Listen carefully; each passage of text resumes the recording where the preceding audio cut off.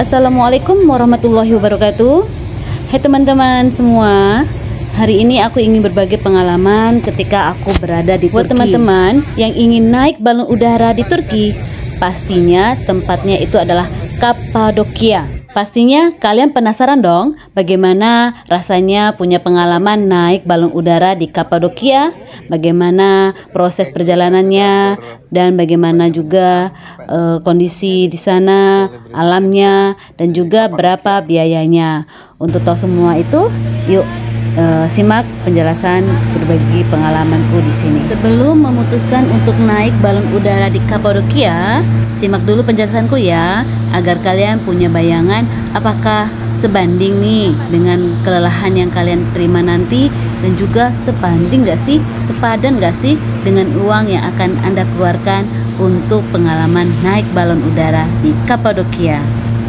Setelah memutuskan untuk naik balon udara, kalian harus memutuskan perusahaan mana yang kalian pilih untuk melayani kalian dalam penerbangan balon udara di Kapadokia.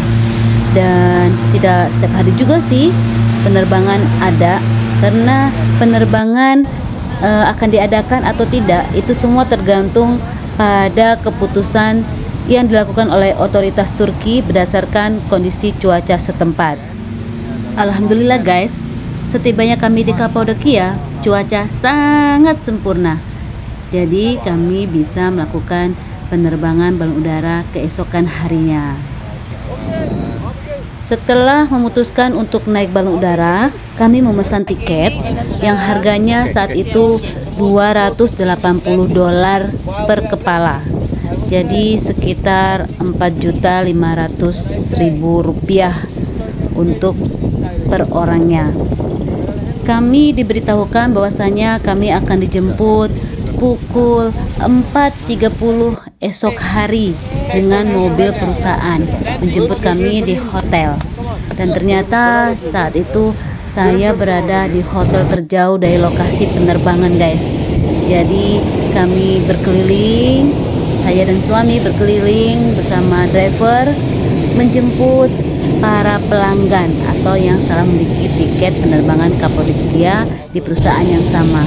Jadi saya keliling-keliling menjemputi para penumpang balon udara, sehingga sampailah kami di lokasi sekitar pukul 5.30 atau setengah 6 pagi. Lalu sampai di sana kita diperlihatkan bahwa banyaknya balon udara yang berada di tanah sedang diisi gas materialnya supaya bisa bulat, bisa terbang seperti itu. Dan suasana sangat berisik guys. Jadi kondisi saat kami berada di sana itu masih gelap guys. Jadi masih persiapan bagaimana sih kain sintetis itu tergeletak di tanah lalu diisi gas materialnya sehingga membentuk oval bulat seperti itu ya guys, besar dan sangat mendebarkan suaranya yang ramai. Nah, sementara persiapan pra penerbangan berlangsung, kapten pesawat memberikan pengarahan kepada kami bagaimana kondisi cuaca hari ini, lalu bagaimana cara naik ke keranjang balon udara dan bagaimana juga cara keluar dari keranjangnya. Lalu ia juga memberitahukan apa saja yang diharapkan selama perjalanan, apa yang harus kami lakukan jika terjadi turbulensi. Setelah balon udara terisi penuh dan membentuk oval yang sangat besar, maka balon udara siap diterbangkan. Perlahan demi perlahan balon udara naik ke atas semakin tinggi, dan sekali seperti dipompa alat pemanasnya itu, baru kita bisa lihat begitu indahnya pemandangan panorama langit. Tentunya saat penerbangan langit masih dinaungi rona merah. Jadi sangat indah, dimana langit juga dipenuhi oleh banyak balon warna-warni, dan semua itu sangat indah.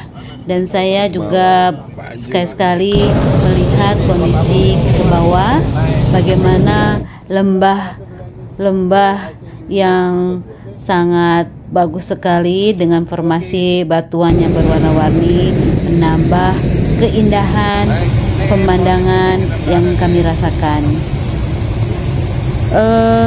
Kapten pesawat juga saya sekali mengatakan, menunjuk ke beberapa daerah tentang nama-nama lembah di sekitaran, dan memang keterbatasan saya untuk mengerti bahasanya juga sih guys. Tapi ya Joe itu memang dia memberitahukan bahwasanya lokasi-lokasi, oh sekarang berada di atas lembah apa, itu disampaikan, dan aku nggak ingat banget sih. Jadi jalur penerbangan, setiap penerbangan balon akan bervariasi tergantung pada kondisi angin dan durasi penerbangan yang dipilih. Untuk penerbangan balon udara yang kami pilih ini berdurasi 1 jam guys, 60 menit berada di atas lembah. Jadi benar-benar indah banget, pemandangan langitnya indah, kita bisa melihat sunrise, dan dari ketinggian kita bisa melihat lembah-lembah di Turki yang begitu indah. Jadi menurut aku ini sepadan banget dengan uang yang kita keluarkan untuk biaya perjalanan ini, dan juga untuk sedikit lelah kita bangun pagi, sedikit lelah kita menunggu selesainya persiapan penerbangan. Dan menurut aku sih ini patut kita coba, karena nggak selamanya kita bisa mengunjungi Kapadokia. Jadi saya rasa penerbangan balon udara di Kapadokia harus menjadi bagian yang tidak bisa kita terlewatkan. Walaupun harganya memang lumayan lah, sedikit mengorek kantong kita ya guys. Tapi ini sepadan banget dengan keindahan yang kita peroleh dengan pengalaman berada di atas ketinggian lembah di Turki, tepatnya Kapadokia. Nah, di sini kalian bisa lihat bagaimana kondisi langit Kapadokia yang dipenuhi oleh kemarin itu terbangnya sekitar 350 balon udara diterbangkan berbarengan di langit yang seluas itu. Kita bisa lihat langitnya penuh dengan balon berwarna-warni. Kurang lebih 1 jam kami berada di atas ketinggian kurang lebih 1.500 meter. Dan sungguh itu sebuah sensasi yang sangat luar biasa, di mana kami bisa melihat kota Kapadokia yang indah dan bersih, menikmati matahari yang terbit. Nah guys, setelah menyaksikan matahari terbit dari ketinggian, kami juga diajak terbang mengelilingi kota Kapadokia, melewati sejumlah titik bangunan tua dan goa-goa yang masih terawat. Ketinggian terbang balon sering juga diturunkan agar kami dapat melihat lebih dekat bukit dan tebing-tebing lembah yang indah. Kapadokia juga terkenal dengan hamparan batuan vulkaniknya guys.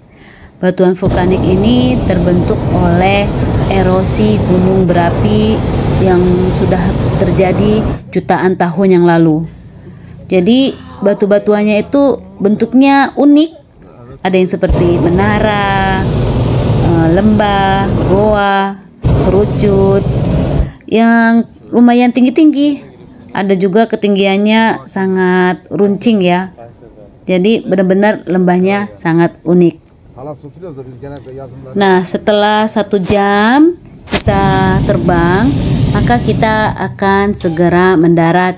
Perlahan-lahan balon udara turun. Lokasi penerbangan dan lokasi pendaratan itu berbeda. Jaraknya lumayan jauh, katanya kisaran 8 sampai 12 meter. Tergantung pada paket terbang yang kita beli. Semakin jauh jarak terbang, paketnya pun cenderung lebih mahal. Jadi kurang lebih lah 1 jam kami berada di dalam balon udara yang mengudara di langit Kapadokia. Jadi guys, ini benar-benar menjadi sebuah pengalaman yang sangat berharga bagi saya dan suami. Dan sebuah keunikan lagi guys, bahwasanya balon udara yang kami naiki ini mendarat di atas sebuah truk, tapi yang alasnya aja itu nama apa tuh, truk yang tidak punya kontainer gitu. Jadi kami mendarat di atas truk seperti itu. Dengan truk itu kami dibawa untuk ke tempat perayaan selesainya sebuah penerbangan.